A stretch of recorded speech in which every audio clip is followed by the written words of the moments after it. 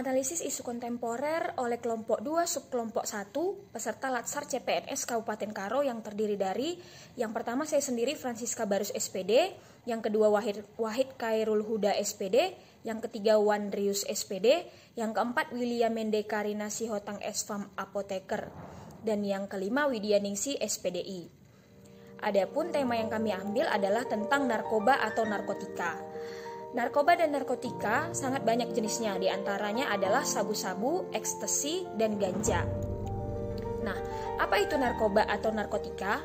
Menurut Undang-Undang Nomor 35 Tahun 2009, narkotika adalah zat atau obat yang berasal dari tanaman atau bukan tanaman, baik sintetis maupun semi-sintetis, yang dapat menyebabkan penurunan atau perubahan kesadaran, hilangnya rasa nyeri, dan dapat menimbulkan ketergantungan. Sementara menurut Undang-Undang Narkotika Pasal 1 Ayat 1 menyatakan bahwa narkotika merupakan zat buatan ataupun yang berasal dari tanaman yang memberikan efek halusinasi, menurunnya kesadaran, serta menyebabkan kecanduan. Nah, obat-obatan tersebut atau narkotika itu dapat menimbulkan kecanduan jika pemakaiannya berlebihan.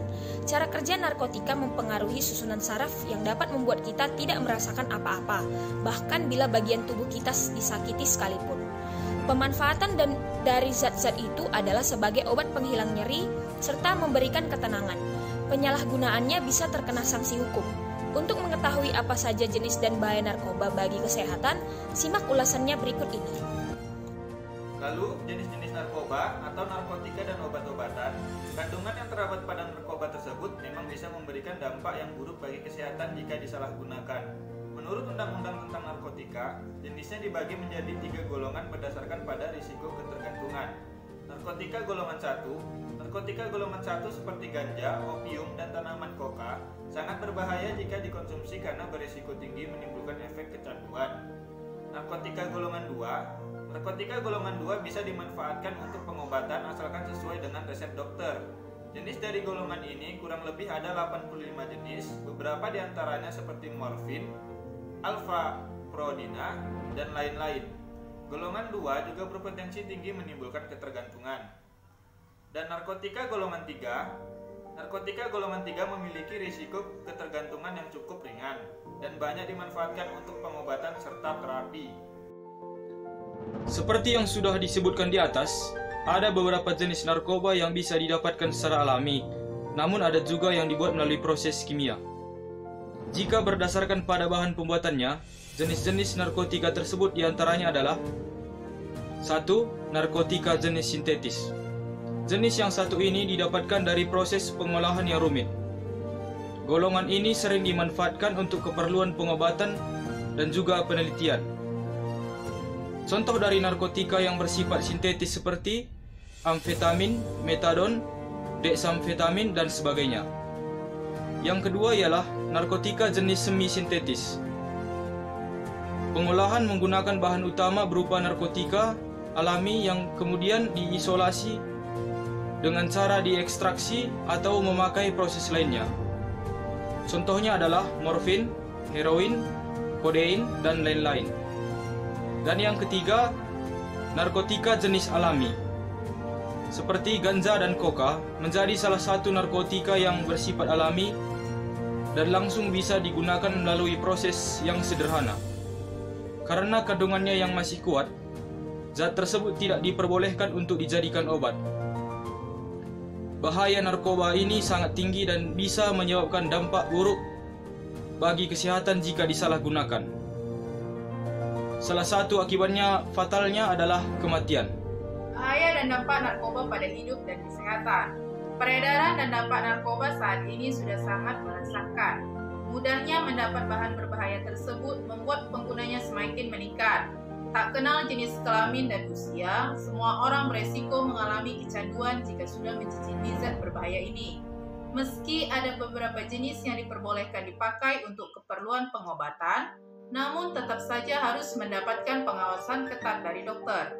Ada banyak narkoba bagi hidup dan kesehatan. Di antaranya adalah 1. Dehidrasi. Penyalahgunaan zat tersebut bisa menyebabkan keseimbangan elektrolit berkurang.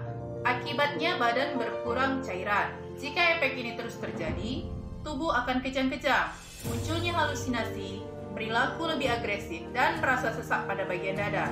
Jangka panjang dari dampak dehidrasi ini dapat menyebabkan kerusakan pada otak. 2. Halusinasi. Halusinasi menjadi salah satu efek yang sering dialami oleh pengguna narkoba seperti ganja. Tidak hanya itu saja, dalam dosis berlebih juga bisa menyebabkan muntah, mual, rasa takut yang berlebih, serta gangguan kecemasan. Apabila pemakaian berlangsung lama, bisa mengakibatkan dampak yang lebih buruk seperti gangguan mental, depresi, serta kecemasan terus-menerus. 3. Menurunnya tingkat kesadaran. Pemakai yang menggunakan obat-obatan tersebut dalam dosis yang berlebih, efeknya justru membuat tubuh terlalu rileks, sehingga kesadaran berkurang drastis. Beberapa kasus si pemakai tidur terus dan tidak bangun-bangun. Hilangnya kesadaran tersebut membuat koordinasi tubuh terganggu, sering bingung, dan terjadi perubahan perilaku. Dampak yang cukup berisiko tinggi adalah hilangnya ingatan sehingga sulit mengenali lingkungan sekitar. Yang keempat, kematian. Dampak narkoba yang paling buruk terjadi jika si pemakai menggunakan obat-obatan tersebut dalam dosis yang tinggi atau yang dikenal dengan overdosis. Pemakaian sabu-sabu, opium, dan kokain bisa menyebabkan tubuh kejang-kejang dan jika dibiarkan dapat menimbulkan kematian. Inilah akibat yang fatal yang harus dihadapi jika sampai kecanduan narkotika, nyawa menjadi taruhannya. 5. Gangguan kualitas hidup. Bahaya narkoba bukan hanya berdampak buruk bagi kondisi tubuh. Penggunaan obat-obatan tersebut juga bisa mempengaruhi kualitas hidup. Misalnya, susah berkonsentrasi saat bekerja, mengalami masalah keuangan, hingga harus berurusan dengan pihak kepolisian jika terbukti melanggar hukum. Pemakaian zat-zat narkotika hanya diperbolehkan untuk kepentingan medis, sesuai dengan pengawasan dokter dan untuk keperluan penelitian. Selebihnya, obat-obatan tersebut tidak memberikan dampak positif bagi tubuh. Yang ada, kualitas hidup menjadi terganggu, relasi dengan keluarga kacau, kesehatan menurun, dan yang paling buruk adalah menyebabkan kematian. Karena itu, jangan coba-coba memakai barang berbahaya tersebut, karena risiko yang sangat tinggi bagi hidup dan kesehatan. Informasi terbaru tentang narkoba. Petugas temukan 125 paket ganja di kamar narapidana Lapas Pariaman. Sebanyak 125 paket ganja kering tersebut terdiri atas 124 paket ukuran kecil yang dibungkus dengan kertas koran, dan satu lagi ukuran sedang yang disimpan di dalam kaleng rokok.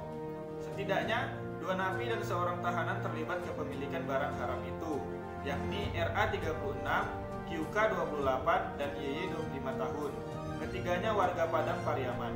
Saat diinterogasi, terduga pemilik ganja itu berinisial RA, diakui RA bahwa barang haram itu miliknya yang didapatkan dari QK.